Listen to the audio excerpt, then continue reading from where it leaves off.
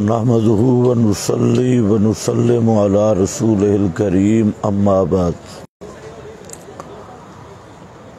الحمدللہ آج 26 فروری شروع ہو چکا ہے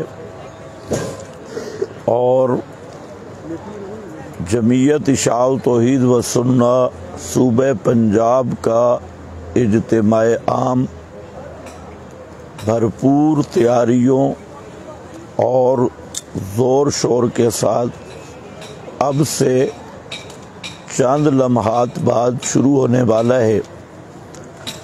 اصل میں پروگرام تو یہی تھا کہ صبح نماز کے بعد ہی اجتماع کا آغاز کر دیا جائے، لیکن رات موسم کی خرابی کی وجہ سے اور طوفان وغیرہ اور بارش کی وجہ سے تھوڑا سا مؤخر ہوا۔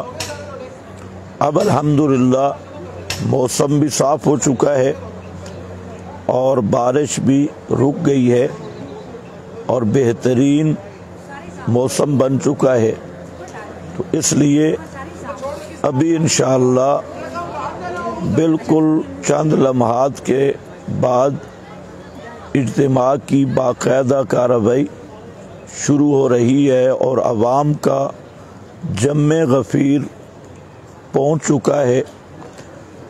میں دو گزارشات کرنا چاہتا ہوں۔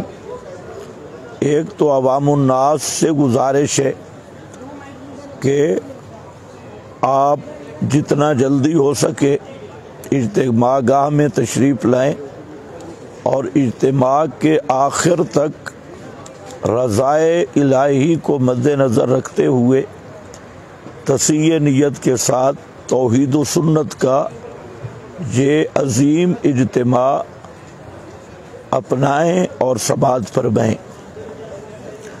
دوسری گزارش حضرات خطبہ کرام سے ہے کہ موضوعات اور ٹائم حضرات خطبہ تک پہنچا دیا گیا، تو ہر خطیب کے لیے ضروری ہے کہ وہ اپنے موضوع ہی پر گفتگو فرمائے اور ٹائم پر تشریف لائے۔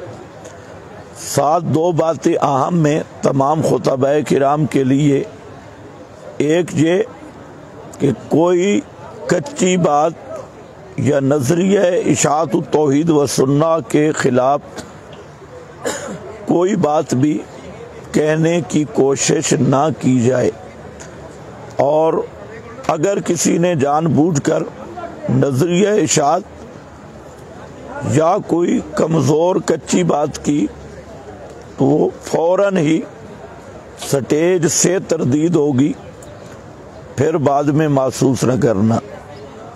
اور دوسری گزارش یہ ہے کہ یہ اجتماع اعلاء کلمت اللہ کے لیے ہے، کسی شخص کو تنقید کا نشانہ بنانا یا کسی کی مخالفت برائے مخالفت نہیں۔ اس لیے تمام خطبہ کرام سے گزارش ہے کہ یہ بات نوٹ کر لیں کہ ہمارے بعض مواحد احباب جو انتظامی امور میں وہ ہمارے ساتھ نہیں چل رہے، چاہے وہ حضرت شاہ صاحب ہوں یا ان کے ساتھ کے دیگر زعماء، تو کسی خطیب کو یہ اجازت نہیں ہوگی کہ تعریضاً یا صراحتاً ان پہ تنقید کرے۔ یہ کسی پر تنقید کے لیے اجتماع نہیں رکھا گیا، یہ خالص توحید و سنت کی اشاعت اور جماعتی قوت کے اظہار کے لیے۔ الحمدللہ صوبہ پنجاب کا مکمل جماعت کا نظم بن چکا ہے سوائے چند اضلاع کے، اور وہ آج کے اس اجتماع میں آپ دیکھیں گے کہ اشاعت توحید و سنہ کس حد تک منظم ہو چکی ہے۔ اور عوام الناس سامعین سے گزارش ہے کہ وہ شخصی نعروں سے پرہیز کریں اور کسی شخصیت کا نعرہ نہ لگایا جائے۔